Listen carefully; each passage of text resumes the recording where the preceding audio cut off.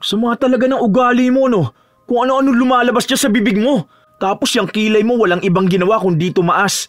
Maayos ka namang kinakausap ng mga tao eh. Ewan ko kung bakit galit ka palagi. Ano ba, hindi ka po ba masaya sa trabaho mo? Kung hindi ka na pala masaya, mag-resign ka na lang po para hindi nadadama yung ibang tao. Pinapalabas mo pa ngayon na akong masama rito? Sino ba ang asa ng asa sa ibibigay ni Mayor ha? Hindi ba kayo? Ikaw rin, di ba? Nagpa-scholar ka na, tapos gusto mo pang manghingi ng gamot ng lola mo? Para ka may perang pinatago sa gobyerno ah. Wala akong perang pinatago, pero alam ko na kapag nagkaroon ako ng trabaho, makakapag-ambag din ako. Para naman yung sa mga taong mahirap na may pangarap gaya ko. Kung makapagsalita ka rin, akala mo sa bulsa mo galing ang binibigay na assistance sa mga tao. Ma'am, akala mo po ata ikaw si Mayor no? O tignan mo, nakataas na naman yung kilay mo. Sana malagas yung kilay mo tapos magsugat-sugat para naman magkaroon ka ng kahihiyan sa sarili mo. Sa panahon kung saan kailangan mo ng tulong ng taong nasa munisipyo, minsan ang mga taong nag-aasikaso pa ang nagiging dahilan para maudlot ang isang bagay. Ganon si Annabel sa mga taong humihingi ng tulong sa munisipyo, na magiging dahilan ng kanyang paghihirap na tiyak ay magdadala sa kanya sa kaparehas nilang kalagayan. Ano kaya ang kahahantungan ng kanyang parusa? Magbabago ba siya o sadyang mas lalala pa ang kanyang kamalditahan? Dinaya mo lang to reseta mo eh. Tingnan mo nga, akala mo ba hindi ko mapapansin to? Hindi ko po dinaya yan. Tignan nyo nga po, wala namang kahit na ano na bago sa date niyan. Alam mo bata, matagal na ako rito ha. Ilang reseta nang nahawakan ko, kaya wag mo kong pinaglololoko. Alam ko ang modus ng iba sa inyo. Magbibigay kayo ng peking reseta, tapos kapag wala kayong gamot na hanap nyo, bibigyan kayo ng pera. Ano bang akala niyo sa mayor natin, Katasan ha? Kapag wala kayong pera, sa kanya kayo lalapit? Matagal na rin pong nangihingi ang lola ko ng gamot. Yan at yan pa rin po ang reseta niya. Ako lang ang nagdala. Ganon? Dadaanin mo ako sa paawa-awa? Hindi to pwede. Next! Bakit hindi pwede? Wala na bang ibang tao rito na pwedeng pagbigyan ng reseta? Mabuti pa yung isang babae na may edad hindi mahigpit. E di hanapin mo kung sino yun. Huwag ka na nga dyan, umalis ka na at may susunod pa. Bakit ba ang sungit mo? Dahil mandaraya ka. Akala mo ata hindi namin nakikita yung ganyan eh. Sige na, para umusog na ang pila. Oh, tingnan mo to. Kita na totoong reseta na binigay niya. Yang sayo, para namang gawa ni Dr. Kwakwak. Hihintayin ko si Mayor dumating. Magsusumbong ako sa ginagawa mo. Okay, sige. Para namang natatakot ako. Isa si Annabel sa mga kinaiinisan ng mga taong lumalapit sa munisipyo. Dahil kapag sa kanya natatapat ang kanilang mga papel, madalas na wala silang napapala.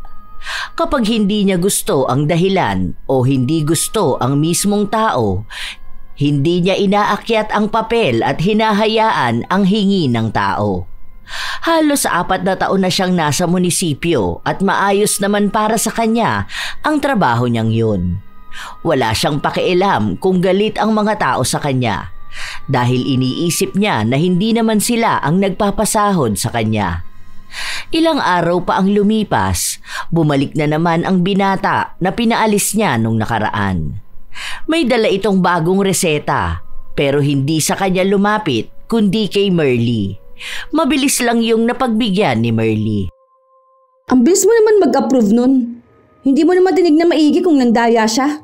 Kaya tambak ang request kapag ikaw ang may hawak dito dahil basta ka nilang approve. Kilala ko kasi yun. Matagal na yan sila nang hihingi ng gamot dito. Saka pang dialysis din ang lola niya. Alam ko naman na totoo yung reseta niya, bakit ko papapatagalin, di ba? Isa pa, marami yung ginagawa. Nag-aalaga siya sa lola niya, tapos nagtatrabaho rin. Ang sabi ko nga sa kanya, tuloy niya pag-aaral niya Malapit na ang pasukan, mag-apply na siya ng scholarship. Ikaw pa talaga nagsabi sa kanya? Dagdag na naman yan. Ano ka ba? Hindi mo naman pera ang ginagasto sa kanila. Pera pa rin yun ng taong bayan. Maging sahod natin galing sa taong bayan. Ang serbisyo natin, tumulong, hindi magpahirap lalo. Huwag mong tipirin ng mga tao, lalo na kung para sa kalusugan nila yun. Palpak na nga ang medical assistant sa Pilipinas, dagdag ka pa sa pasakit ng mga taong may sakit. Saka may budget dyan. Kapag di ka nagbigay sa kanila o pinigilan mo request nila, hindi ka naman mahahatian ng pondo. Yun at yun pa rin ang sahod mo. Ilang taon na ako rito sa munisipyo, Annabel. Tatay pa lang niya ang mayor, andito na ako. Alam ko na yung paulit-ulit na ginagawa ng mga tao. Saka naiintindihan ko sila. Ang sa akin lang, kasi asa sila ng asa sa gobyerno. Bakit? Hindi ba nila kaya magsumikap sa buhay nila? Bakit ba may gobyerno? Hindi naman pang display lang, di ba? Kaya ginagawa niyong tamad ng mga tao eh. Yun ang mahirap. Ang bilis nila mag-request. Bibigay lang ng reseta, ayun, mabibigyan na ng gamot. Konting letter lang, magbibigay na ng assistance. Tapos, scholarship, hindi malang pahirapan ng mga bata na mag-aral na mabuti. Kahit mababa ang grades, hala, sige, bigay lang. Hindi dapat ganun. Kaya hindi umaasenso ang Pilipinas. Alam mo, maiintindihan mo sila kapag ikaw na ang nasa kalagayan nila. Kasi ako, ang dami ko nang nakilala sa kanila eh. Ang dami ko nang narinig na kwento ng buhay nila. Hindi lang to basta asa sa gobyerno. May mas malalim pang kwento sa buhay nila. Hindi sila ginagawang tamad.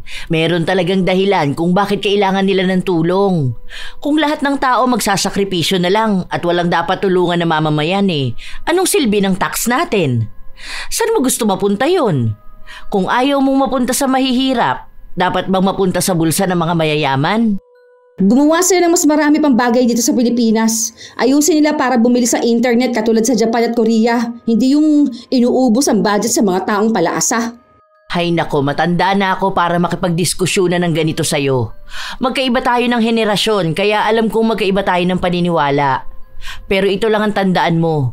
Tulong man yan o hindi, lahat yan ay may malaking epekto sa isang tao. Sa buhay niya, sa pamilya niya. Alam man natin kung totoo ang sinasabi nila o hindi. Dahil sa huli, sila pa rin naman ang nakakaranas nun. Kung nagiging tamad sila, hindi na nating kasalanan yon. Kasalanan na nila. Basta ako ang trabaho ko rito. Kapag tama naman ang hiling nila, hinahayaan ko na. Maliit na bagay lang ang nakukuha nila. Sadyang wala lang makakatulong sa kanila kundi ang gobyerno, na siya ring pinopondohan ng mga Pilipino. Gets ko naman ng mga Gen Z kung bakit parang ayaw nila ng ganito eh. Pero may kanya-kanya pa rin tayong buhay. Kung hindi ka apektado ng sitwasyon, hindi ibig sabihin hindi yun pinagdurusahan ng iba. Maging masaya ka na ganyan ang buhay mo at hindi gaya nila na nakikipila pa para lang naman sa murang gamot dahil wala silang maipambili. Maayos naman ang sinabi ni Merlin pero hindi yun pinansin ng dalaga. Para sa kanya, iba pa rin kapag mga tao ang gagawa ng paraan para sa buhay nila. Hindi siya naniniwala na may mahirap na tao. Dahil mahirap lang daw sila kasi nasanay na sila na umasa sa gobyerno. Sa paglipas ng mga araw, wala pa ring ibang ginawa si Annabel kundi ang maghigpit at magsungit sa mga taong lumalapit sa kanya. Kulang ka ng photocopy ng sedula. Tapos wala ring ID yung asawa mo. Kailangan namin yon. Tapos photocopy rin ng barangay indigency ha. Saka sa kanya to, di ba? Eh di dapat siyang nakapangalan. Pakiayos nga yung ibang requirements. Pakibalik mamayang 1:30, break time na namin. Nakiusap ang lalaki na kung pwede niyang ibalik mamaya ang kulang dahil kailangan niyang pumasok sa trabaho. Ipapahabol na lang daw nito sa kanyang asawa ang mga kulang. Hindi pwede. Kailangan kong kumpleto yan. Kung hindi nyo maibibigay lahat ng kailangan, hindi kayo makakakuha ng assistance. Para namang hindi nyo yun alam. Sa susunod kapag pupunta kayo rito ha, siguraduhin nyo ang tama yung mga dala ninyo. Hindi lang kayo inaasikaso namin. Marami kaming ginagawa dito. Sinubukan pa rin ng lalaki na makisuyo pero hindi siya pinansin ng dalaga. Tumayo na siya para umalis. Gusto na niyang kumain pero talagang sinundan pa rin siya ng lalaki habang naglalakad siya pababa. Kinukulit siya dahil kailangan na nila yun bukas. Dahil Sabado bukas, sarado ang munisipyo. Hindi nga pwede, di ba? Hindi mo ba gets yun? Anong oras na? Baka naman gusto mong kumain muna ako. Kanina pa ako nagugutom. Mas lalo lang ako naiinis dyan sa ginagawa mo. Hindi mo maintindihan, simple na nga lang sinabi ko. Bakit kasi ngayon nyo lang inasikaso yan? Tapos akong gagahuli ninyo. Aba, ayos kayo ah. Sa susunod kayo ha, huwag ninyong iasa kay Mayor ang ipagpapagamot ninyo sa asawa ninyo. Matuto naman kayo mag-ipon ng pera. Hindi pa rin sumuko ang lalaki. Naghintay siya hanggang sa matapos ang oras ng pagpapahinga ng mga tao sa munisipyo. Nang nakaupo na si Annabel, naabutan niya ang lalaki na kausap si Merly.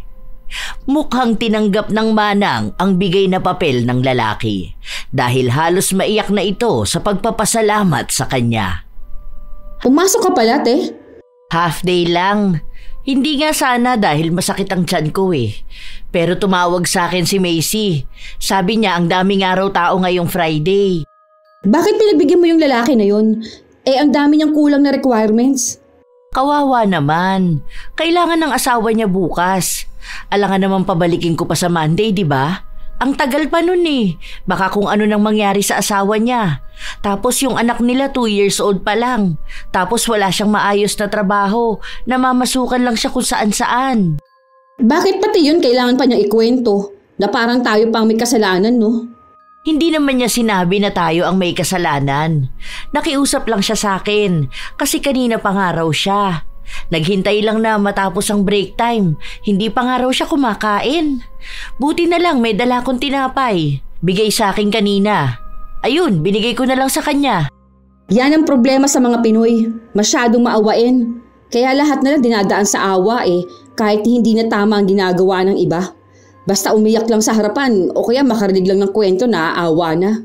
Kasi pare-pareho lang tayong lahat na may kwento. May paghihirap sa buhay. Alam mo, hindi ko naman sinasabi na maging maawain ka rin na tao. Pero try mo lang damahin ang buhay ng iba. Baka malaman mo na swerte na talaga tayo sa buhay natin.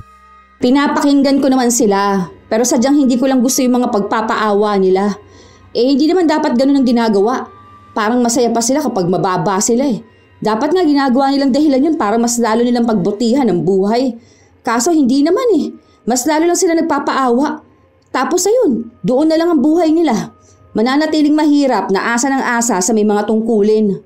Sa ilang taon nating magkasama, hindi mo pa rin nakukuha ang ibig kong sabihin. Huwag kang maging malupit sa mga tao. Dahil malay mo balang araw, kailanganin mo rin ang tulong ng mga taong sinasabi mong puro na lang asa. Ano namang hihingin kong tulong sa kanila? Sila nga itong panay hingi ng tulong sa gobyerno. Meron pa yan mga nanghihingi ng bahay. Mula sa pagkakaroon nila ng anak hanggang sa pagpapalibing ng kung sino dito sa munisipyo hihingi ng tulong. Hindi naman sa bawal humingi pero abusado na ang iba May budget dyan. Hindi mo pera ang ginagamit. Pero kuha naman sa tax ko. Matulungan man sila o hindi, may bawas pa rin sa tax mo. Ayaw mo ba yun? Na alam mo kung saan napupunta ang pera mo? Na itutulong sa kapwa mo? Di ba nga may kasabihan na mas mabuti ang magbigay kesa ang bigyan? Mas mabuti ang mag-abuloy kesa abutan ng abuloy. Ganun lang yon, iha. Pero sana wag naman nilang abusuhin, di ba? Gumawa rin sila ng paraan para sa mga buhay nila. Hindi yung kapag kailangan na nila, alam nilang may lalapitan sila Wag ganun. Hindi na lang nakipagtalo si Merly sa dalaga dahil alam naman niyang hindi nagpapatalo ito. Kapag may nais siyang ipaglaban, yun talaga ang ipipilit niyang maging tama. Kinabukasan ay maagang nagising ang dalaga dahil may pupuntahan siya. Habang naghihintay siya ng sasakyan, nakita niya ang tila pamilyar na muka sa kanya. Hindi niya sigurado kung nakita na ba niya ang lalaki na yon. Pero nung magsalita, sa kanya naalala na yon ang palaging nagpupunta sa munisipyo para manghingi ng gamot ng kanyang lola. Nakasabay niya ito sa jeep. Magkatapat sila pero hindi ito pinapansin ng dalaga. Ma'am, pwede po akong magtanong? Ang sabi kasi sa akin, pwede na pong mag-request ng form para sa scholarship. Nasa trabaho ba ako ngayon? Alam mong day off ko, di ba? Ay, sorry po. Nagtanong lang naman po ako. Kapag alam mong wala sa trabaho ang isang tao, huwag ka magtatanong. Matuto ka naman magkaroon ng respeto. Hindi porket nasa munisipyo ako nagtatrabaho kung ano-ano na lang itatanong mo sa akin. Kung gusto mong malaman, pumunta ka sa Monday.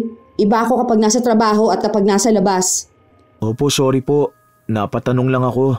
Hindi ko kasi alam na Saturday pala ngayon Akala ko Friday pa rin kasi bukas yung school na papasukan ko. Kukuha lang ako ng format request po. Yun naman pala eh. Kaya mo naman palang asikasuhin mag-isa eh. Bakit kailangan pa magtanong sa akin? Dali mo lahat ng requirements tapos saka ka pumunta sa munisipyo. Yun lang naman ang alam mong gawin eh. Yun lang naman ang naiisipan ninyo palagi. Halos gusto nyo nang tumira sa munisipyo para lang makalibre kayo. Kami itong nagpapakahirap magtrabaho tapos sa inyo lang napupunta ang tax namin. Hindi na umimik si Erwin. Hiyang-hiya siya sa mga pinagsasabi ni Annabel dahil pakiramdam niya ay sinasampal sa kanya ang kahirapan ng buhay. Mabilis lang din lumipas ang araw hanggang sa pumasok na ulit sa kanyang trabaho si Annabel.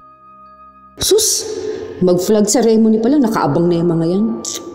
Talagang hindi malang magpalipas ng oras. Ay nako naman, dapat dagdag trabahong ibigay sa mga to Para naman hindi asa ng asa. Ano ba yan? Kakainis. Lunis na bad trip na ako. Sira na agad ang araw ng dalaga. Kaya kada taong tatapat sa kanya, sinisimangutan niya talaga. Dahil Lunes, tambak din ang kanilang trabaho. Dagdag pa na para bang hindi na uubos ang mga tao. Hanggang dyan lang sa lalaking naka-blue. Tapos yung susunod sa pila, mamaya na after break. Sa isang matandang babae na putol ang pila. Nagsabi siya na baka pwedeng maihabol na muna ang kanya dahil mabilis lang daw yun. Uuwi na raw kasi ito sa kanilang bahay at papabalikin na lamang ang anak niya para kunin ang gamot. Oo nga, priority lane. Bakit? Lahat naman kayo dyan priority lane Pero hindi ibig sabihin na gano'n, i-adjust ko rin ang break time ko. Gusto ko rin kumain Ano bang akala nyo sa amin dito? Mga robot? Nagsabi ang matanda na masama raw kasi ang pakiramdam niya. Masama na palang pakiramdam nyo bakit pumunta pa kayo rito? Sana doon na lang kayo sa bahay nyo. Basta hanggang dyan lang ang pila. Habang nagsasalita si Annabel, lumipat naman ang pwesto si Merly kung saan umupo ito sa kanyang tabi. Tapos na siya sa ginagawa kaya gusto niyang tumulong sa mga hindi naabutan ng pila. Nay, dito po kayo. Akin na ang papel nyo. Bakit? Break time na talaga. Hindi pa naman, may 10 minutes pa Mabilis lang naman to ayan, tapos na. Okay na po, Nay. Papuntahin nyo na lang po ang apo nyo mga 3 p.m. Labis na nagpasalamat ang matanda. Matapos noon ay umalis na rin siya. Dapat wala kang pinagbibigyan. Maging fair lang tayo sa lahat. Kaya nasasanay ang mga yan dahil alam nilang pinagbibigyan sila kahit anong gawin nila. Dapat may respeto rin sila sa oras natin. May respeto naman sila Tingnan mo, nalaman nilang break time, hindi naman sila nanggulo sa atin. Ayan lang sila, nakaupo dyan sa sahig habang naghihintay sa atin. Ano bang mali sa ginawa ko? Inihabol ko lang naman yung sa matanda, di ba? Kinuha ko ang papel niya, tapos ayun na. Ganun lang kadali. Hindi mo naman kailangan sungitan ng mga tao rito. Paano ba naman kasing hindi sila susungitan kung ang kukulit nila? O kanina, meron yung lalaki na ang daming dalang papel na wala namang kwenta. Tapos yung kailangan ko hindi niya dala. Tapos ang daldal niya pa. Salita ng salita. Ayoko pa naman sa mga ganung tao. Mabilis ako mairita. Baka gutom ka na. Tara, kain na tayo. May baon ka ba? Wala. Pupunta akong Jollibee. Sama na lang pala ako. Wala rin akong baon ngayon Hindi ako nakapagluto dahil anong oras na kami nagising sa bahay. Hindi ko nga rin napabaunan ng apo ko. O tara na, baka mamaya bumuga ka pa dyan ng apoy. Habang naglalakad sila palabas, nakita nila si Erwin na naghihintay din pala ron. Hawak ang mga papeles niya. Oh, kukuha ka ng scholarship mamaya? Buti naman na pag-isipan mo mag-aral ulit. Sayang ang taon Opo, hihintayin ko na lang po matapos ang break time nyo. Hindi kumibo si Annabel dahil wala naman siyang pakialam sa lalaki na yon. Habang kumakain sila, may lumapit sa kanilang isang babae at nag-abot ng pagkain kay Merly. Matapos magpasalamat ng manang ay umalis na rin ang babae. Sino yun? Pamangkin mo? Hindi. Ano yun? Dating scholar. Dati ako may hawak noon bago napunta kay Tyrone. Teacher ang kurso niyan. 4 years kami niyan palaging nagkikita dahil nag-aasikaso ng papel sa munisipyo. Nakakatuwa nga yung bata na yan eh. Kasi kahit na nagtuturo na yan, kapag nakikita ko, nililibre ako. Minsan nga hindi ko na siya gaanong matandaan pero siya yung madalas bumabati sa akin. Hindi lang naman siya. May iba pa rito na kapag nakikita ko, kilala pa rin ako. Yun siguro mga taong madalas sa palaasa, tapos nauuto kayo, no? Hindi naman. Hindi ako uto-uto. Ano lang ako, mas mabilis lang nila ako mapakiusapan kaya ganun. Kasi sa totoo lang, ganyan kita ko naman na maganda ang pinatutunguhan ng mga nakukuha nila sa munisipyo. Ayan, dati sila ang lumalapit para humingi ng tulong sa gobyerno. Tapos ngayon, nakakatuwa na isa na rin sila sa nakakatulong sa mga normal na mamamayan. Ganun lang naman yun, parang paikot-ikot lang. O ano namang naitulong nila? Para namang hindi mo alam na lahat tayo may ambag sa gobyerno. Ano ka ba naman, Annabel? Sa pagkakaalam ko, ang mga Gen Z, mga mulat na yan sa nangyayari sa paligid, di ba? Ang sabi nga nila, ang ganyang generation sa inyo ang mas malawak ang pangunawa. Kaya ang dami niyong tanggap sa panahon ngayon. Bakit para namang naging sarado ang isip mo para sa mga taong mahihirap? Sa mga taong lumalapit sa gobyerno? Hindi ba dapat tayo-tayo ang magkakakampi? Tayo-tayo ang nagtutulungan, hindi yung tayo pa yung nagpapahirap sa kanila. Iba naman po kasi itong nangyayari. Kahit kaninong Gen Z ka magtanong, alam nilang hindi tama itong ginagawa ng munisipyo. Magbibigay ng pera sa ibang tao. Aba, unfair kasi yung ganun. Nasubukan mo na ba magbigay sa charity? O magbigay sa pulube? Hindi. Dahil bakit ako magbibigay sa kanila kung alam ko naman na nagbibigay ang gobyerno sa mga taong pulube o mga nangangailangan? Kaya pala. Parang gets ko na nga ang dahilan kung bakit ayaw mong may ibang taong nakikinabang sa pera ng gobyerno. Hayaan mo na. Tara na, kumain na tayo. Kanina pa tayo daldal ng daldal, mauubos na oras ng break time. O sige na, kain ka na. Baka pati ako awayin mo. Nang bumalik na sila sa oras ng trabaho, ang dami na namang tao na lumapit sa dalaga. Siya kasi ang namamahala ng mga tulong pangkalusugan. Siya ang halos araw-araw hindi nawawala ng pila. Dahil marami siyang natatanggap na reseta mula sa mga tao na nanghihingi ng gamot. Pagod na pagod siya matapos na maubos ang mga taong nakapila sa kanya. Habang abala siya, hindi niya napansin na nasa harapan na naman niya si Erwin. Cut off na. Nananadya ka ba ha? Hindi mo ba nakikita na nagre-report na ako? Nakaligtaan ko po kasi, mami. Inuna ko po kasi yung sa scholarship ko. Tapos ang daming pila rito kanina. Bumalik ka bukas. Ayusin ko po kasi yung sa enrollment ko eh. Bakit parang ako pang papoproblemahin mo sa ganyan?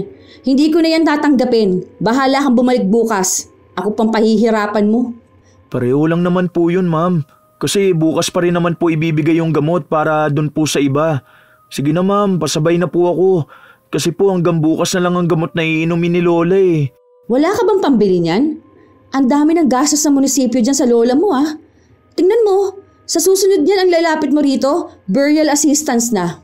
Grabe ka naman magsalita, ma'am. Lola ko yun tapos sasabihin mo na mamatay na lang siya?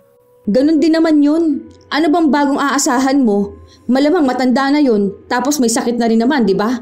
Parang mas mapapamura pa ang paglabas ng budget kapag burial assistance na lang, kesa halos araw-araw na pagbibigay ng gamot sa inyo. Sama talaga ng ugali mo, no? Kung ano-ano lumalabas dyan sa bibig mo. Tapos yung kilay mo walang ibang ginawa kundi tumaas. Maayos ka naman kinakausap ng mga tao eh. Ewan ko kung bakit galit ka palagi. Ano ba, hindi ka po ba masaya sa trabaho mo? Kung hindi ka na pala masaya, mag-resign ka na lang po para hindi nadadama yung ibang tao. Pinapalabas mo pa ngayon na ako ang masama rito? Sino bang asa ng asa sa ibibigay ni Mayor ha? Hindi ba kayo? Ikaw rin, di ba? Nagpa-scholar ka na, tapos gusto mo pa manghingi ng gamot ng lola mo? Para ka may perang ipinatago sa gobyerno. Wala akong perang pinatago, pero alam ko na kapag nagkaroon ako ng trabaho, makakapag-ambag din ako. Para naman yung sa mga taong mahirap na may pangarap gaya ko eh. Kung makapagsalita ka rin, akala mo sa bulsa mo galing ang binibigay na assistance sa mga tao. Ma'am, akala mo po ata ikaw si Mayor eh, no? O tignan mo, nakataas na naman yung kilay mo. Sana malagas yung kilay mo tapos magsugat-sugat para naman magkaroon ka ng kahihiyan sa sarili mo. Mas makapal ang mukha mo. Sa ganyan tao talaga napupunta ang tax namin. Sa inyo rin naman napupunta ang tax sa mga tao ah. Yun din naman ang pinapasahod sa inyo. Tama na yan, ano ba? Annabel, bata pa yan, talagang papatulan mo? Hayaan mo siya. Ikaw rin naman, Erwin, kung ano-ano yung lumalabas sa bibig mo. Marami kami ritong nakakarinig oh. May mga trabaho rin kaming tinatapos. Saka masama yung ginagawa mo, nanunumpa ka ng tao. Kita mo na? Di ba? Ikaw ang mali rito? Sorry po, Ma'am Marley. Hindi ko lang po talaga napigilan ang sarili ko. Paano po kasi ang pangit ng lumalabas sa bibig nito eh?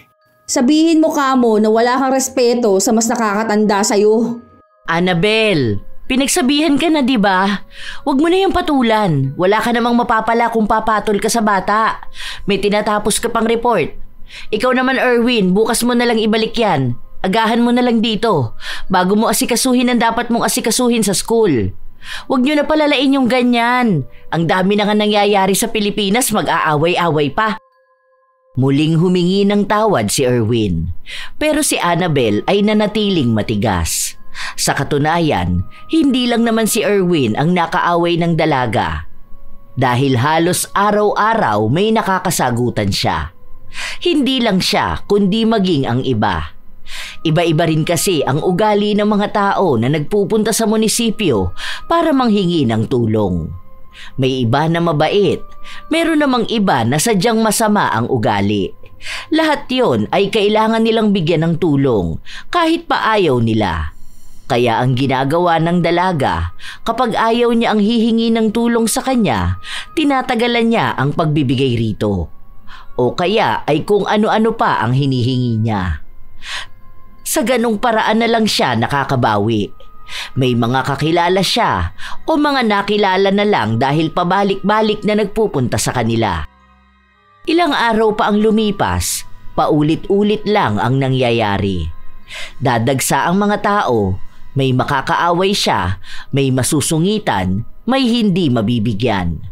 Ganon lang ng ganon, hanggang sa isang araw, may isang babae na nagbigay ng papel sa kanya. Bago lang yon sa kanyang paningin dahil mukhang hindi ito madalas na manghingi ng tulong.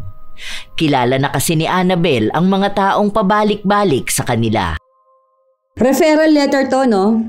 Ito yung mister nyo, si Diosdado Santos. Oh, nasan yung ID niya? May photocopy ba? Hindi siya botante rito. Hindi to pwede. Nagsabi ang babae na kalilipat lang daw nila noong nakaraang buwan. Pinapaasikaso pa ang paglipat nila ng presinto, pero doon na raw sila magiging botante. Hindi pa rin pwede. Hintayin nyo muna na may lipat kayo rito. Sana bago kayo lumipat dito nang hingi kayo ng referral letter dun sa dati ninyong mayor. Para namang hindi ninyo alam yung ganito. Oo na, sige na, naiintindihan kong wala kayong pera para dito sa check-up ng asawa nyo. Ano magagawa ko kung hindi nga kayo botante rito? Mga botante lang ang inaasikaso namin. Kung tutulungan ba namin kayo, magagawa ninyong maiboto si Mayor? Hindi naman, di ba? So, ano magiging pakinabang ninyo? Hindi naman pwede na kayo lang ang tutulungan. Hindi ko to aasikasuhin. Bumalik ka rito kapag botante ka na rito. Next na para matapos na tayo. Hindi nadaan sa pakiusapan ang dalaga. Nagpatuloy lang siya sa kanyang trabaho habang kung ano-ano na lang ding pahirap ang pinapagawa niya sa mga taong nanghihingi lang naman ng tulong. Walang gaanong tao kaya 2:00 pa lang ay halos wala ng ibang pumapasok sa munisipyo. Doon lang din sila nakapagpahinga. Uy te, may pa-order ka ba bukas? Kuha akong carbonara. Carbonara? Tapos kapag hindi masarap sa mga tao magagalit. Hindi naman. Nagagalit lang ako sa kanila kapag nakakainis sila. Parang halos lahat ata ng tao kanina kinainisan mo na. Pinagalitan mo pa yung isang lalaki. Hindi ka na naawa dun. Naawa naman ako sa kanila, te. Iba naman kasi yung ginawa nun. Kahapon pa yun eh. Sabi ko sa kanya, balik siya sa akin. Dalhin niya yung mga totoong reseta. Huwag ka ko photocopy. Tapos binigay ba naman sa akin, ganun pa rin sa dala niya. Tapos hindi niya raw alam kung ano yung totoong reseta. Kako yung bigay ng doktor kung saan sila nagpa-check up. Ang sagot ba naman sa akin, matagal na raw kasi may ubo yung anak niya. Nagsimula raw nung birthday ng pinsan nun. Sino hindi maiinis dun, di ba? Ano naman pake ko dun? Ang kailangan ko lang yung reseta. Pinagalitan ko para kasing hirap umintindi. Nakakainis kaya siya. Ako pa naman ayokong kumakausap ng taong tanga. Napakanuknukan ng katangahan eh. Huy, grabe ka naman magsalita sa tao. Huwag ganyan. Malay mo naman na hindi niya talaga alam. O baka nag-aalala talaga siya ng sobra sa anak niya. May mga tao talaga na mahirap makaintindi. Hindi naman lahat ng tao katulad ng utak na meron tayo. May iba na kailangan mo pang isa-isahin yung sasabihin mo bago maintindihan. May iba naman na isang salita mo lang gets na. Kaya nga dapat may pangunawa ka sa kanila eh. Hindi ibig sabihin na hindi nila alam sobrang tanga na nila. Walang taong tanga. Sadyang hindi lang nila maintindihan. Malay mo hindi nakapag-aral yung tao tapos may pamilya na siya. May sakit ka mo yung anak. Kahit na hindi niya alam ang mga bagay-bagay, gumagawa pa rin siya ng paraan para magkaroon ng gamot yung anak niya. Yun naman ang sinabi ko sa kanya, hindi niya gets. Kaya yun, nataasan ko tuloy ng boses. Sabi ko bumalik na lang siya sa Lunes. Pinagbigyan mo na lang sana. Iisang gamot lang naman ata ang kailangan nun. Baka wala pang 100 yung halaga ng gamot eh. Gawan mo na lang ng report. Madali lang naman yun. Ganon ginagawa namin dati lalo na kapag talagang nakakaawa ang tao. Ganon ang ginagawa nyo noon dahil sa awa. O, ano nangyari? Nasanay ang mga tao, di ba? Ganon kasi yun. Kapag hinahayaan nyo sila, kahit sabihin ninyong minsan lang, masasanay pa rin yan sila. Hindi nila gagawin ang best nila para mas matuto pa. Kasi alam nila na pwede nilang gamitin ang paawa card. Yun ang mali na nagawa nyo noon. Basta ako, iba ako sa mga ginagawa ninyo noon. Paghirapan nila kung anong gusto nilang makuha. Pasalamat na nga lang sila, may libre pa silang nakukuha eh. At ganyang kabait si Mayor. Matagal na akong nagtatrabaho sa kanila, pero hindi ako kasing panatiko mo sa isang politiko. Hindi pa rin pera ni Mayor yung ginagasto sa ganito. Pera pa rin yan ng gobyerno na galing sa mga tao. Kaya hindi ako naghihigpit dahil una pa lang kasama na yan sa budget. Huwag ka masyadong maging hibang sa pagiging panatiko mo, iha. Hindi ka niyan ililigtas. Hindi mo kalaban ng mga taong nangangailangan ng tulong, ha? Katulad mo rin silang umaasa sa pangako ng gobyerno. Kapag kailangan nila ng tulong, ibigay yun sa kanila. Lalo na kung talagang kapos sila. Gamot yung hinihingi nila, hindi basta pera na gagamitin pang bisyo. Kung iba nga nakakakuha ng benefits mula sa gobyerno, ginagamit nila pang bisyo. Tapos yan sa simpleng gamot lang ipagdadamot mo. Maawa ka sa kapwa mo. Hindi mauubos ang pera ng gobyerno sa 100 piso na pambili ng isang gamot. Hindi mababawasan ang sahod mo kapag nagkaroon sila ng discount sa ospital dahil inasikaso mo ang request nila. Hindi sa'yo ibabawas ang pera. Magbigay ka man ng gamutan nila o hindi, may tax pa ring babayaran. Hindi ka ba natutuwang maisip na isa yung ambag mo sa dahilan kung bakit may mga taong gumaling? Ang dami mo namang sinabit eh. Nag-uusap lang naman tayo ah. Tapusin ko lang to. Ipapapirma ko pa kay Mayor. Kahit na gano'n na ang sinabi sa kanya ni Merly, hindi pa rin naaalis ang kamalditahan ni Annabel. Lalo na sa mga taong tingin niya ay hindi nararapat tulungan. Isang araw, habang nasa trabaho siya, napansin niyang bumalik ang isang babae pero hindi sa kanya nagpunta. Iba ang nilapitan nito. Hindi na lang niya pinansin dahil abala siya sa trabaho. Hanggang sa binulungan siya ni Merly. Kita mo yung babae na yun? Yung naka-duster na blue. O bakit? Anong meron sa kanya? Andito yan sa akin nung nakaraan eh. Nangihingi ng referral letter. Kaso hindi ko binigyan kasi hindi naman sila botante rito. Ewan ko lang kung napagbigyan siya dyan. Burial assistance ang inaano niya ngayon. Asawa niya ba yung ipinanghihingi niya ng referral letter? Yun kasi ang namatay eh. Hindi ata agad na ipacheck up o ano. Hindi ko na itanong kasi kanina pa siya iyak ng iyak. Naawa naman ako. Buti na lang sahod natin, nag-abot ako ng pera. Pero mukhang nabigyan naman siya ng assistance kahit na hindi sila botante rito. Hindi ko naman kasalanan yun ano. Sumusunod lang naman ako sa utos na kapag hindi botante rito, hindi natin bibigyan ng assistance. Depende naman yun sa sitwasyon. Kung dito naman sila na nakatira, pakuhanin mo lang sana ng certificate sa barangay. Hindi naman ganun kadali magpa-transfer.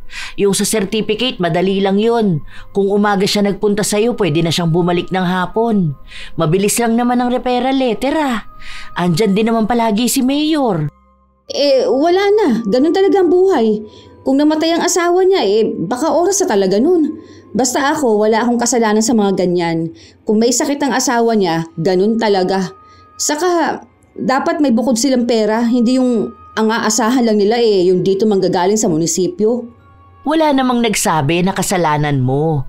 Naikwento ko lang dahil kanina sa banyo nagkasabay nga kami. Tapos iyak siya ng iyak. Kaya ayun, nagbigay na lang ako ng pera. Wala naman din ako maitutulong sa kanya Nalaman ko kasi na ang babata pa ng mga anak nila. Tapos yung asawa niya karpintero na mababa ang sahod. Di okay na yun. Saka may nag-aasikasa naman ng burial assistance niya. Mamaya na lang tayo mag-usap. Naguguluhan na ako dito sa ginagawa ko Mali pa tuloy itong date na nailagay ko. Pero nga akong correction tape. Nagpatuloy lang ang dalaga sa kanyang trabaho. May mga lumalapit sa kanya na tinatanggihan niya rin. Kahit nasabihin sa kanya ni Merly na tanggapin na lang niya at tulungan, lalo na kung isang papel lang naman ang kulang sa mga hinahanap niya. Ang ilan doon tinutulungan ni Merly pero marami rin siyang ginagawa kaya patayo-tayo siya para magpunta sa opisina ni Mayor. Nang umusad ang pila, si Erwin ulit ang nasa harapan ni Annabel. Tagagaling mo lang dito kahapon Sigurado ka bang kailangan to ng lola mo? Baka naman kumukuha kayo dito tapos ibinibenta nyo lang. Ibang gamot po yan, ma'am. Hindi po yan katulad ng inilapit ko kahapon. Once a month po yung iniinom ni lola. Ngayon lang po ulit nakapagreseta ang doktor kaya hindi ko na isabay kahapon. Bakit naman po namin ibebenta yan? Isang beses lang naman palang iniinom sa isang buwan bakit hindi na lang kayo bumili?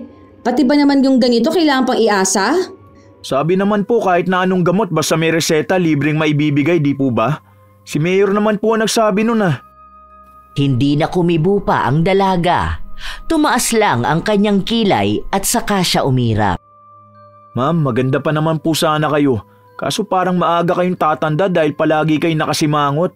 Pwede naman po kayong umiti Huwag kayong palagi masungit. Wala kang pakialam. Sino ba naman ang hindi magsusungit at sisimangot sa ganitong trabaho? Yun na nga po.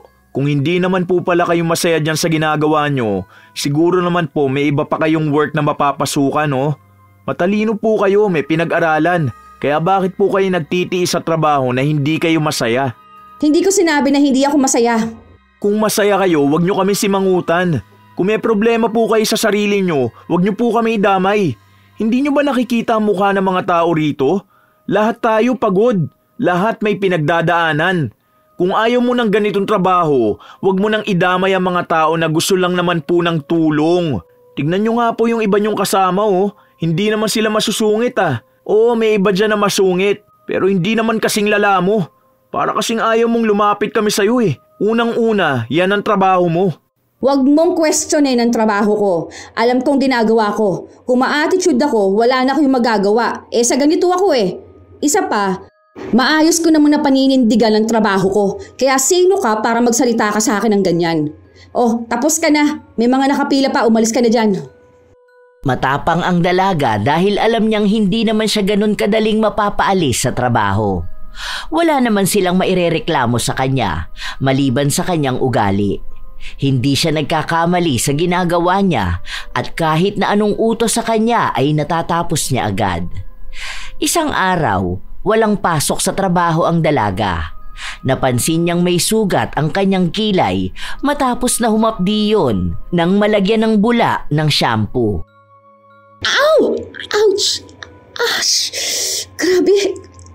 Ang sakit! Parang hindi ko napansin na sugatan ako kanina nung nag-aahit ako. Ay, aray ko naman. Noong una ay hindi yun pinansin ng dalaga dahil iniisip niya na normal na sugat lang naman yun matapos niyang ayusin ang kanyang kilay. Ngunit habang tumatagal, kapansin-pansin na numinipis na ang kanyang kilay. Ang kanyang ina ang unang nakapansin nun. Kaya nga po Kanina pagising ko ang daming lagas na kilay sa unan ko. Hindi ko na nga pinapansin. Hindi ko alam bakit ganito. Tapos nagdadry pa siya. Ayan oh. Tingnan nyo. Para siyang may tigyawat ano. Tapos kapag nagdry yan, sobrang hapdi tapos magsusugat na siya. Sinabi sa kanya ng kanyang ina na maaaring kulang siya sa bitamina. Kapag daw nagtagal pa ng ilang linggo ang paglalagas na yon, kumonsulta na siya sa doktor dahil baka senyalis yon ng sakit. Ilang araw pa ang nakalipas, nagpapatuloy ang kakaibang nangyayari sa kilay ng dalaga. Nagiging kapansin-pansin na ito sa mga taong nakakakita sa kanya. Pa-check up ka na be? Pati buhok mo ba naglalagas? Hindi nga te. Talagang itong kilay ko lang. Pa-check up mo pa rin. Nakakaalarma yung ganyan ha. Tapos nagsusugat pa. Baka mamaya wag naman sana. Baka kasi may cancer ka na. Yun nga rin ang sabi ni mama. Nag-overthink na nga ako Ewan ko. Bigla akong natakot magpa-check up. Iniisip ko kasi na paano kung ganun nga ang sakit ko. Baka mas lalong manghinang resistensya ko dahil sa stress. Sabi nga ni mama sa day off ko, sasamahan niya ako sa ospital. Kaso nagdadalawang isip pa ako. Huwag ka na magdalawang isip. Ano, mas gusto mo pang lumala? Hindi naman lahat ng kanser hindi nagagamot, no? Kung mababa pa lang ang stage niya, madadaan pa yan sa gamutan kahit hindi ka muna mag-chemo. Mas maganda na malaman mo na agad ngayon kaysa yung hihintayin mo pang lumala ka. Dapat nga unang beses mo palang napansin na naglalagas na yung kilay mo Nagpunta ka na sa doktor. Hindi na naging maayos ang kaisipan ng dalaga dahil patuloy niyang inaalala ang posibleng sakit na meron siya. Hanggang sa sumapit na ang Sabado kung saan kasama niya ang kanyang ina sa ospital. Maraming pagsusuri ang ginawa sa kanya at wala namang nakitang mali sa kanyang kalusugan. Nakahinga siya nung sinabi ng doktor na wala siyang kanser o anumang malubhang sakit. Kailangan na lang suriin ang dahilan kung bakit nagsusugat ang kanyang kilay. May mga pinapainom sa kanyang gamot, kasabay na rin ang pamahid. Pero kahit ano pang mahal na gamot ang kanyang bilhin, hindi pa rin siya gumagaling. Isang araw, habang nasa trabaho siya, pinagtitinginan siya ng mga tao. Hiyang-hiya siya pero wala siyang pagpipilian. Hindi rin siya pwedeng maglagay ng kahit ano sa kanyang kilay dahil sa mga pamahid sa sugat. Habang nasa trabaho siya, napansin niya si Erwin. May inabot itong mga papel sa lamesa niya. Ano to? Basta sabi sa akin, ilapag ko raw sa desk nyo. Ewan ko po kung ano yan, baka po report nyo. Bakit ikaw ang pinagdala dito? Ay, hindi nyo pa po pala alam? Nagpa-part-time job po ako rito. Ipinasok po ako ni Ma'am Merly. Kaya po kapag may pag-uutos kayo, nandito lang po ako. Pero tungkol lang po sa work hindi po kasama ang pagpapabili ng kape sa tawiran. Cute nyo po ma'am. Hindi ko alam kung nakataas ba ang kilay nyo o hindi kasi wala na kayong kilay. Halatang panukso yun ni Erwin at kuha naman niya ang inis ng dalaga. Maghapon na namang nakasimangot si Annabel at ang mga tao namang inaasikaso niya ay tila ba may panghuhusga sa kanilang mga mata. Gusto na sana niyang guhitan ng kilay pero noong ginawa niya yon, humapdi lang ang kanyang sugat. May mga maliliit ding tigyawat na tumutubo. Ay, buwisit naman. Bakit ba ganito? Hindi pa pagagaling tong kilay ko. Mukha na akong tanga. Ang pangit pa naman ng isang tao kapag walang kilay. Mukha akong alien. Hay nako, wag mong pilitin kung hindi pa magaling. Bahala ka dyan. Ikaw rin ang mahihirapan dyan sa ginagawa mo. Andiyan ka pala, te. Magkasunod lang tayong pumasok. Hindi mo lang ata ako napansin. Ayun na nga. Kapag ganyan, wag mong pilitin ang sarili mo. Baka sa ginagawa mong yan, mas lalo lang lumalayan. Baka imbis na ganyan lang buong mukha mo pa maging apektado. Nai-stress na ako rito. Hindi ko na alam ang gagawin ko Halos ayoko na nga tumingin sa mga tao. Isipin mo, wala akong kilay, pero may nakamarka ng mga sugat. Tapos may tapal pa ng gamot. Ayaw namang gumaling. Hindi natutuyo Ginawa ko na nga yung payo sa akin na huwag kong munang babasain. Halos isang buwan na akong hirap maligo. Tapos kailangan pang huwag masanggi ng buhok. Magbangs na lang sana ako kaso nai-irritate kapag may buhok. Ano ba kasing nagawa mo?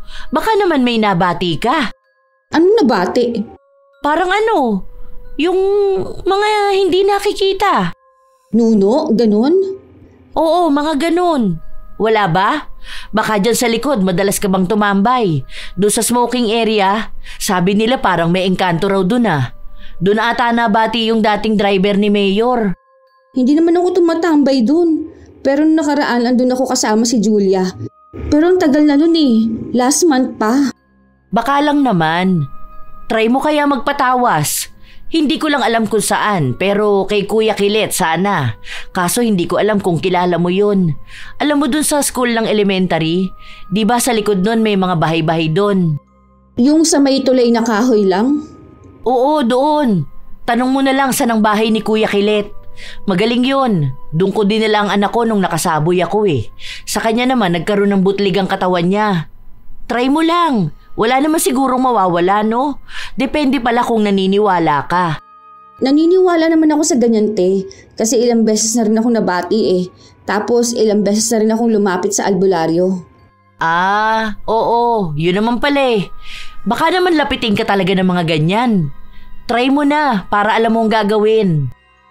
Hindi na nag-aksaya pa ng oras ang dalaga. Nang uwian na nila, may liwanag pa naman ang kalangitan kaya dumiretso na siya sa bahay nang sinasabi sa kanya ni Merly. Nakita niya naman ang albularyo. Basta po nagsimula siya nung akala kong nasugatan kong kilay ko. Kasi katatapos ko lang mag-ahit nun. Kaso, para nung tumagal na, naglalagas na siya hanggang sa naging ganito po. Tapos nagsusugat siya. Wala naman po nangyayari kahit inuman ko pa ng gamot o kahit napahiran ko. Wala naman din daw akong sakit, sabi ng doktor.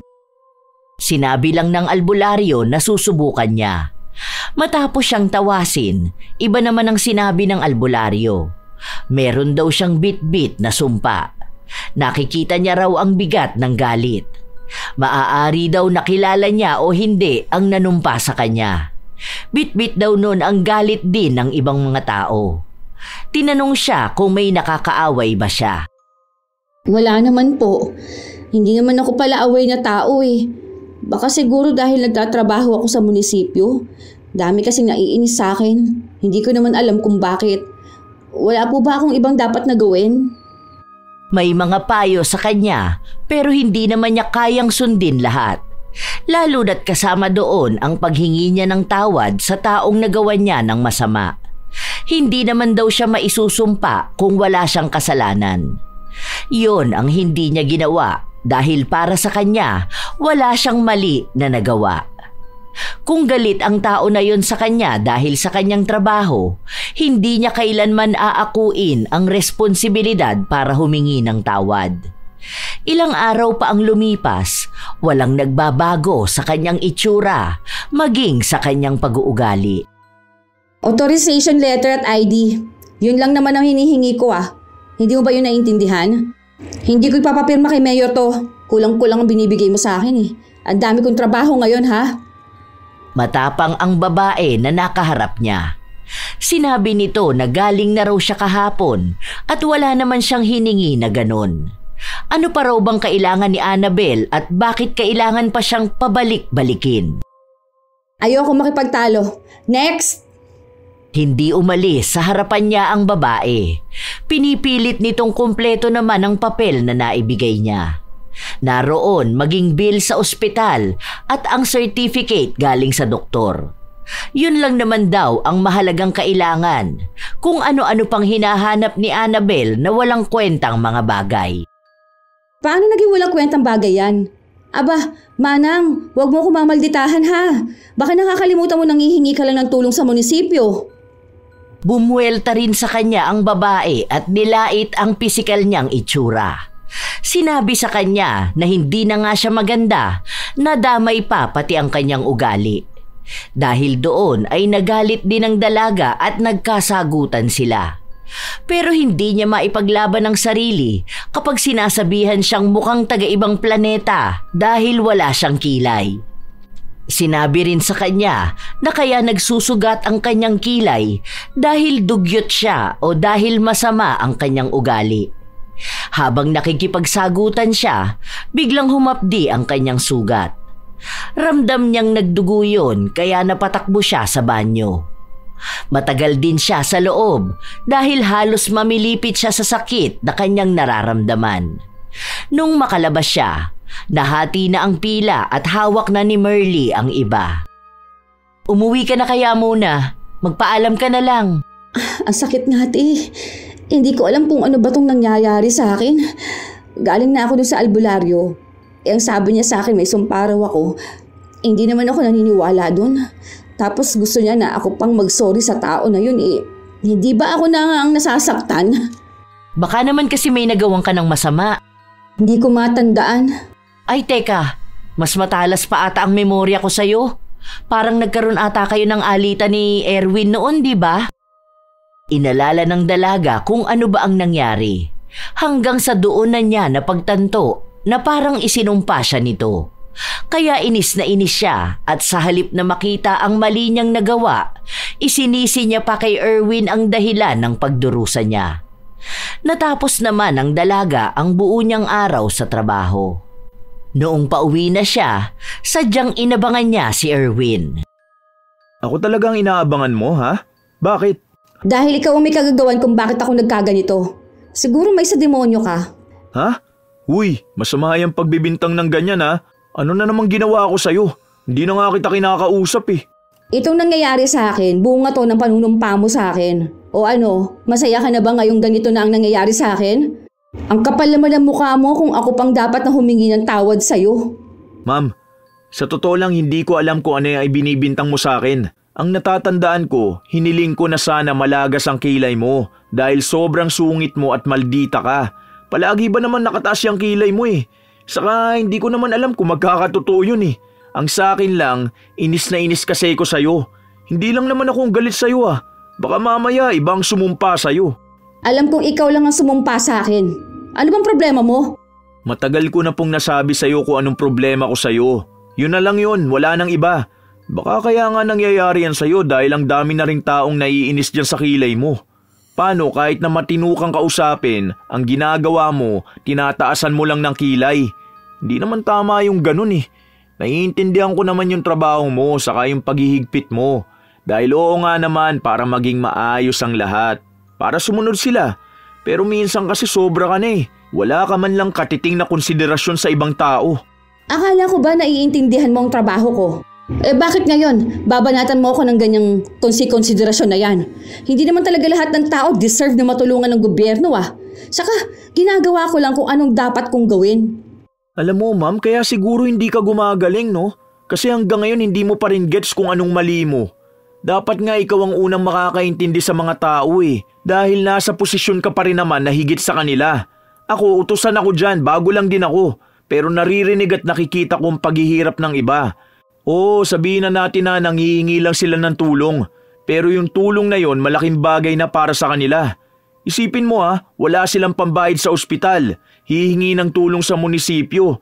Tapos ikaw i-hold mo dahil lang sa kulang ng ganito, ng ganyan. May iba pa na may sakit. Gusto lang ng referral letter para mabawasan man lang yung babayaran nila. Pero anong ginagawa mo? Hino-hold mo ng matagal. Papaasahin mo sila tapos after ilang araw sasabihin mo kulang sila ng kung anong requirements? Hindi ako nakikipag-away sa'yo, mama. Total, gusto mo na rin naman pag-usapan natin, di ba? Kaya ito, pasensya ka na sa mga nasasabi ko. Dahil sumusobra naman ang mga tao, umaasa na lang palagi sa gobyerno. Saan ba dapat aasa, ma'am? Di ba yun din naman ang pangako ng mga politiko? Kaya nga ginagamit nila ang salitang para sa mahihirap dahil alam nila na marami talagang pangangailangan ng mga mahihirap. Hindi naman umihiling ng sobra sa'yo eh. Ang gusto lang sana ng mga tao, makitungo ka naman na maayos. Magpakatao ka sa kanila. Hindi yung makakita ka lang ng tao nakasimangot ka na. Kakausapin ka lang may tatanong lang sa'yo nakataas na ang kilay mo. Tapos padabog ka magsalita. Maling-mali ka sa ganung bagay, te. Sana yun ang ma-realize mo. Huwag naman sanang hintayin pang dumating ang isang araw na ikaw rin ang makakaranas niyang ginagawa mo. Dahil baka doon mo makita na mahirap ngang mahirapan kapag kailangan mo ng tulong. Ikaw na lang ang bahala kung paano mo tatanggapin tong mga salita ko. Agad na ring umalis si Annabel. Ayaw na niyang makinig sa sasabihin ni Erwin dahil para sa kanya ay wala yung katuturan. Nagpatuloy ang buhay niya habang pasan niya pa rin ang problema ng kanyang kilay. Madalas na kumikirot ang kanyang sugat sa tuwing may nakakaaway siya. Iniisip niya na baka nagkataon lang yun dahil malaki ang posibilidad na may kaugnayan ang galit ng mga tao sa nararamdaman niya. Hindi niya tatanggapin na parusa yun dahil para sa kanya wala siyang mali. Hanggang sa dumating ang isang araw na nagkasakit ang kanyang ama at isinugod nila ito sa ospital. Kailangan nitong operahan bago pa lumala ang komplikasyon sa atay. Wala naman silang problema sa pera dahil may ipon naman si Annabel. Pero nung nasa bangko siya para kumuha ng malaking halaga, hindi niya basta magawa. Hindi pa ba sapat yung dala kong ID ha? I-check mo nga maigi. Kilay lang naman na nawala sa akin ah. At ito, may sugat lang sa mukha ko pero ako pa rin yan. Ano ba naman yan? Nasa ospital ang tatay ko. Kailangan ko ang pera ko tapos ayaw ninyong ibigay? Anong klaseng patakaran ng bangko yan? Kapag may masamang nangyari sa tatay ko, sinasabi ko sa inyo, idedemanda ko kayo. Sana pala pinalagay ko na lang lahat yan sa ATM eh. Pa-transfer nga ako sa isa kong bank account kung ayaw ninyo akong bigyan. Para kahit papaano pwede ako mag-withdraw. Pahirapan pala kayo kapag passbook. Hindi pa rin pumayag ang mga nag-aasikaso sa kanya. Ang daming hinihingi.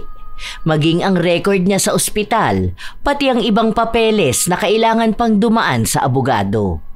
Kailangan munang makumpirma na siya ngayon, lalo na't malaking halaga ang kanyang kukunin. Naging mahirap ang lahat para sa dalaga. Kung saan-saan siya nagpunta, kung kani-kanino na siya itinuro. Habang tumatagal, mas lalo siyang nawawalan ng pag-asa. Hindi na ako nakakapasok ng trabaho ko para dito ha. O ano na, hindi bang sabi mo 2 valid ID lang? O meron na rin akong sedula? Ano ba yan? Lahat na lang ng certificate kailangan ko. Hindi niyo pa sinabi sa akin noong unang punta ko. Kailangan ko na naman bumalik. Hindi ba pwedeng pakiprocess na lang tapos saka ko na lang dalhin yung iba ninyong kailangan? Sabado bukas, sarado kayo, tapos holiday pa sa Monday. Huwag naman ninyo akong patagalin no? Maawa naman na kayo. Kailangan na ng tatay ko. Certificate lang naman yan na mukhang hindi mahalaga eh. Sige na. Bakit kailangan niyo pong sumunod sa rules ninyo? Wala man lang bang kayong konting konsiderasyon? Grabe ang pahirap na inabot ng dalaga para lang makapaglabas ng pera. Nagawa naman niya yun, pero nung ooperahan na ang kanilang ama, kailangan nila ng dugo para rito. Isa pa yon sa iniisip ng dalaga, lalo pat wala sa kanila ang katulad na dugo ng kanilang ama. Dala ni Annabel ang problema na yon hanggang sa kanyang trabaho. Madalas din siyang nagkakamali sa mga ginagawa niya, kaya nag-aalala na ang kanyang mga kasamahan. Mag-leave ka muna kaya. Alam naman namin na mahirap yung pinagdaraanan mo. Hindi pwede. Baka matuluyan ako mawalan ng trabaho. Ayoko nang umalis dito. Kumuha na ako ng referral letter para sa Red Cross. Doon kami hahanap ng dugo.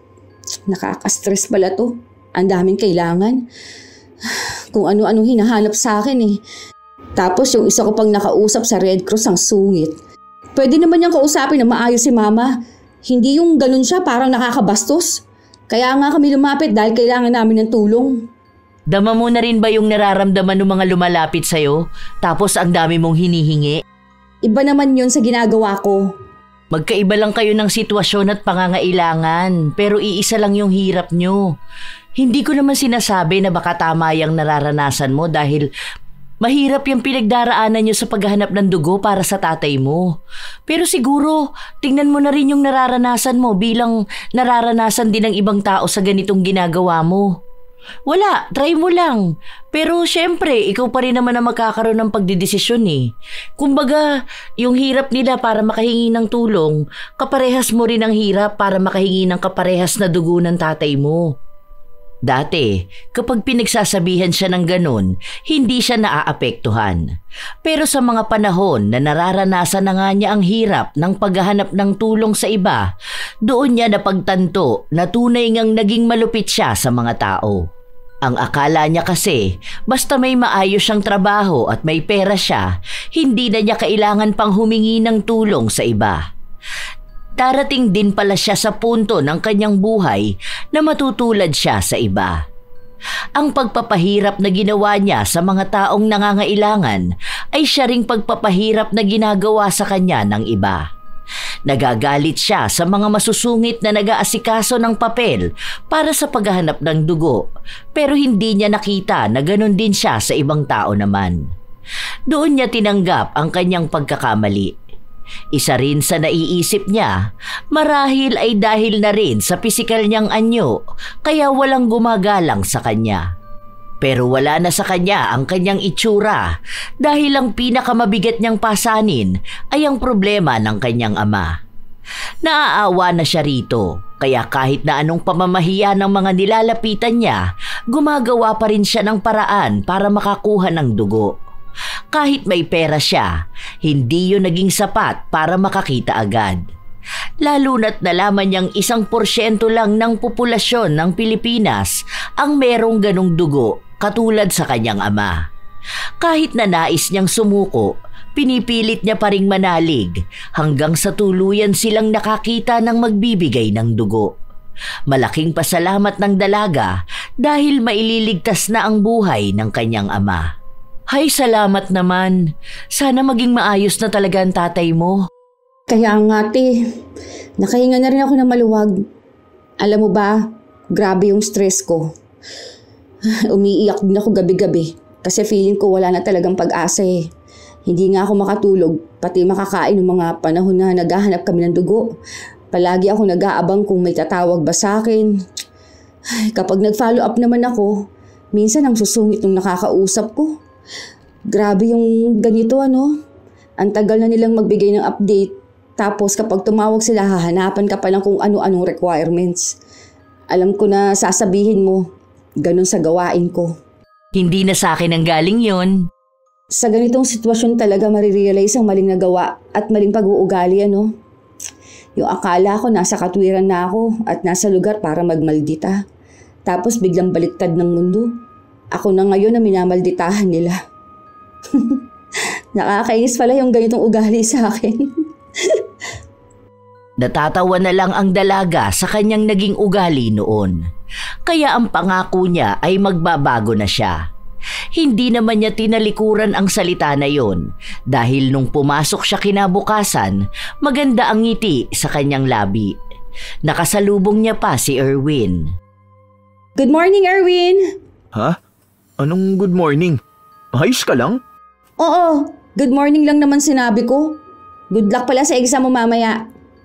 Ngumiti ang dalaga bago siya umakyat para pumunta sa kanyang pwesto. Naiwan naman si Erwin na takang-taka kung bakit biglang ganon ang naging ugali ng malditang kakilala niya. Pinagbabati rin ni Annabel ang kanyang mga katrabaho at ang mga tao na naghihintay sa kanya. Nakapagtataka yun para sa lahat dahil noon, pagpasok pa lang ng dalaga ay nakasimangot na ito. Kung sinong unang kakausap sa kanya, yon ang makakatikim ng pagmamaldita niya. Maging ang mga taong sanay na sa kanyang ugali ay nagtaka. May isang sumubok na biruin siya at tinanong kung kambal daw ba niya si Annabel. Ano, bawal na ba ako maging happy? Kapag naman nakasimangot ako, ayaw nyo rin. Ano ba talaga? Natawa na lang ang mga nakapila sa kanya. May isa pang nagsabi na ang ganda niya raw kapag nakangiti kahit na wala siyang kilay. Tumawa na lang din si Annabel. Naging maayos ang daloy ng kanyang trabaho. Habang walang nakapila, tinapos naman niya ang kanyang report. Wow, ibang klase. Isang himala ang araw na to dahil wala kang nakaaway. Grabe din ang smile sa mga labi. We, totoo na ba yung ganyan? Oo naman. Anong akala mo sa akin hindi kaya magbago? Isa pa, totoo nga na mas nakakagaan kapag nakangiti ka. Dati kasi nakasimangot ako palagi, feeling ko tuloy. Lahat sa paligid ko ang bigat. Ngayon, ang saya, di ba? Ganun pa rin naman ako sa trabaho ko. Ang pagkakaiba lang kahit papaano, nagkaroon ako ng konsiderasyon. Pero sana nga, magtuloy-tuloy na tong pag-smile ko. Huwag lang siguro may magbabalik ng kamalditahan ko. Natawa na lang silang lahat na nakarinig sa sinabi niya. Nung pauwi na sila, nakita rin ng dalaga si Erwin na nagliligpit ng kanyang mga gamit. Balak ng dalaga na kausapin ito. Bakit po? May kasalanan ba ako? Grabe ka naman. Ano, nabigyan kita ng trauma? Hindi naman po. Kasi kinakausap niyo lang naman ako kapag naiinis kayo eh. Bago ako umuwi, gusto ko lang naman mag-sorry sa'yo. Alam ko medyo mahirap paniwalaan pero sorry kung may nagawa man akong mali sa'yo. Alam ko naman na meron, lalo na kapag ang tagal bago ko aprobahan yung gamot ng lola mo. Sorry din po, ma'am. At kung ako rin po ang dahilan kaya kayo nasumpa, sorry po. Hindi ko na rin po ulitin na magbitaw ng pangit na salita sa ibang tao. Ang hirap po pala kapag nagkakatotoo.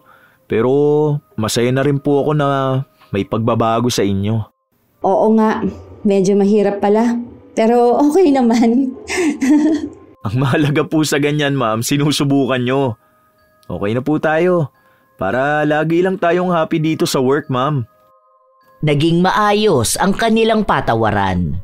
Sa mga araw na lumipas, mas pinipilit ng dalaga na magkaroon ng bagong ugali.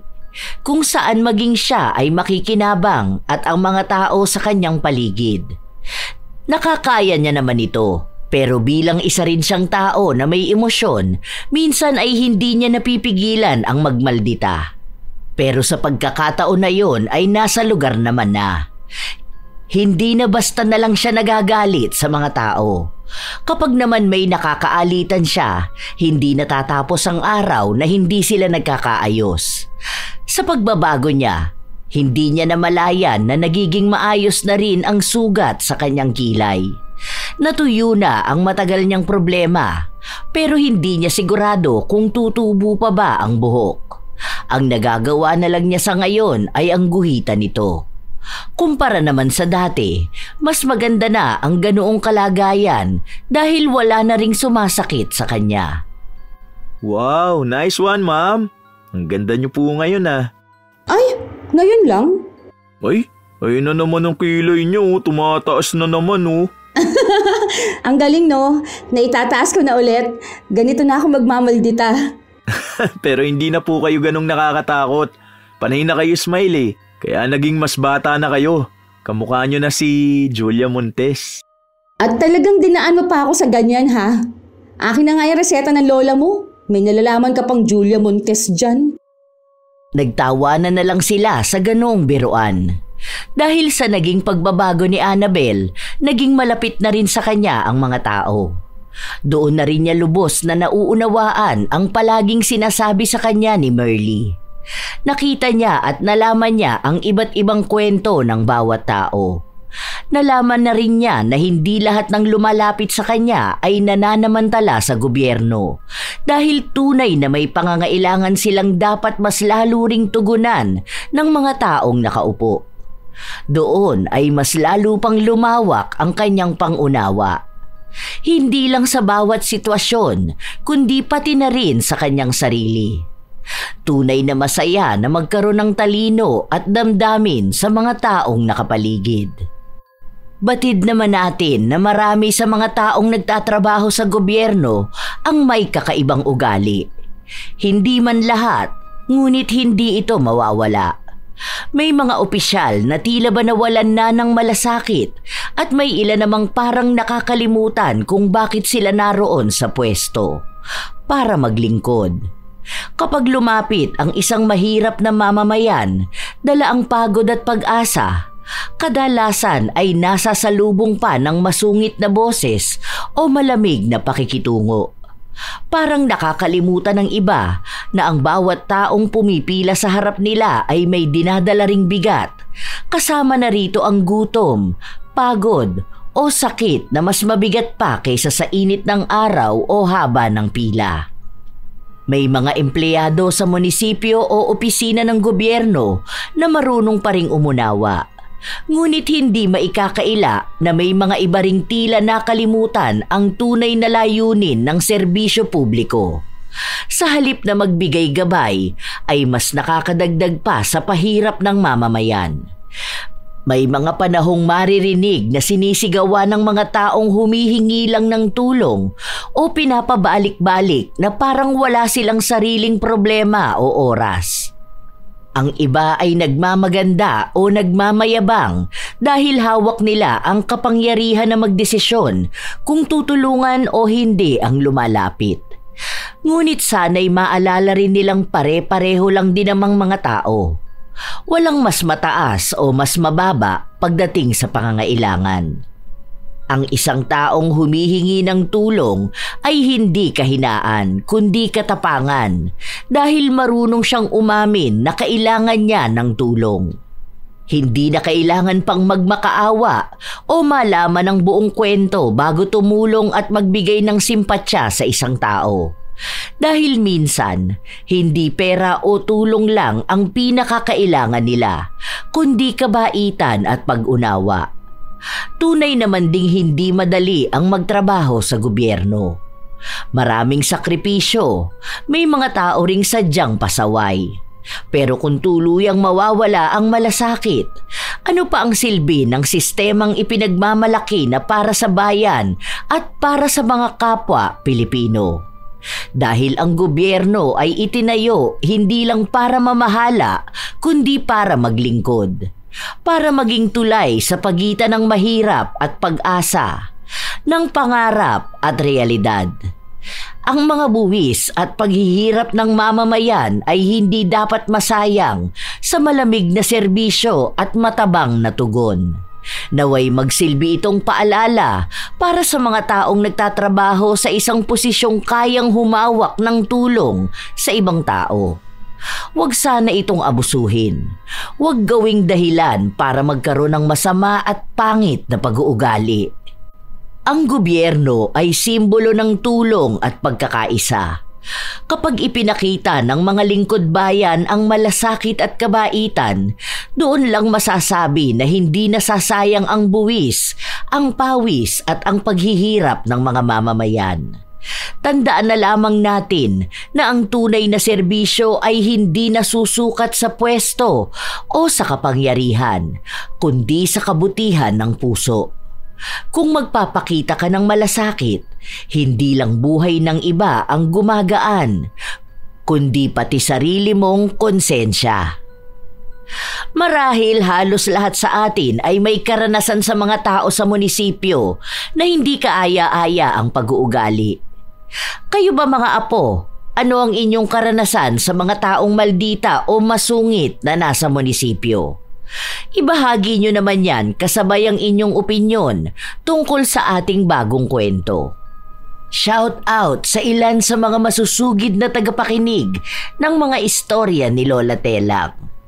Shout out sa inyo mga apo ko, Arvid Shane Hoiberg Channel, Gami Neil Francisco at sa kanyang asawa na si Dada Neil Francisco, Pureza Tagiwalo, Rachel Whitney, Alma Naong, Jennifer Makasinag, Jaime Constantino, Angel Cancelier, Milrose Demate, Razon Yao, Robert Crimen, Cherry May Libiran, Roslyn Mangilin, Ray Galedo at sa Galedo family ng Kabuyaw, Laguna, sa buong Team Manok ng Amsik Angeles City, Pampanga, Angelina Ignacio, Ami Bag, Ami Yong, Rosalina Bugayong, Lance MBB, Gemstone Claro, Lydia Lopez, Elise Padilla, Lynn Hasegawa, Maria Lee Nakagawa, Raquel Hasegawa and to her husband Mitsuru, Jenny Suzuki, Lurian Vitalicio, Leonisa Cobo, Wilma Leses, Mike James Tapak, Febe Ranyada, Irisabela Tuazon, Josefina Fuelias, Roy Lacandalo, Vicky Yabut, AJ Chua, Esteli Reyes at sa Reyes family ng Marikina City, Mel Santa Rita, Matt Sarol, Francisco Neng at Jeremy Saranillo Francisco, Gia Gigi, Marie the Light Worker, Hazel Fiesta, Kimpoy Feliciano, Lovely Rose Roa at Princess Rain Roa Alawami, Supladang Pasaway, Sydney Crosswind at sa kanyang anak na si Christine Lane Bandoho. Shout out sa inyo, Jomar Tambungan, Geraldine Diaz at sa mga taga I Give One Water Station, Charlene Fernandez at sa kanyang mama, Angelique Therese, Cecilia Recio, Team Gaminil Francisco, Assorted Love Hurts KSA, Shy Bash 1988, Hayashi J. Megan, Lynn Buro, Lourdes Kunanan, Luis Makalalad, Chef M at belated happy birthday sa kanyang boss na si Roel Kadsawan, Era Sera, Tara Dabi. Shout out din sa inyo, Lani Capile, Larin Remolacio, Thalia Naire, Antonio Sembro, Jonah Naman, Ruth Ann Migano, Jen Arellano, Freya Monteverde, Florence Hervasio, Angelina Reyes, Fjord Chio Despi, Mary Jenny Rilrea Batiduan, Liza Rosario, Jody May Bello at sa Pelayo family ng Tanay Rizal. Belated happy birthday sa'yo, Maria Evelyn Santos, Mercy Grace Vigo, Joe Frank Dejos, John Lloyd Dejos ng Tibalog, Santo Tomas, Davao del Norte, Noemi Garcia Pabunan. Maraming salamat sa pakikinig. Lovely, Jocelyn Balangkit, Dadsky Antenorio, Thalia C.M. Cruz, Gloria Manger, Binibining Reggae, Alan Olarte, Ann Salalima, Adeline Marshall, Kath, Irish Abela Tuazon, Glenda Gilyado, Christian May Umagap, Presi Fernandez, Candida de Balucos at kay Willaine Elicano. Ito ang inyong Lola Telang at maraming salamat sa palagi niyong pakikinig, mga mahal kong apo.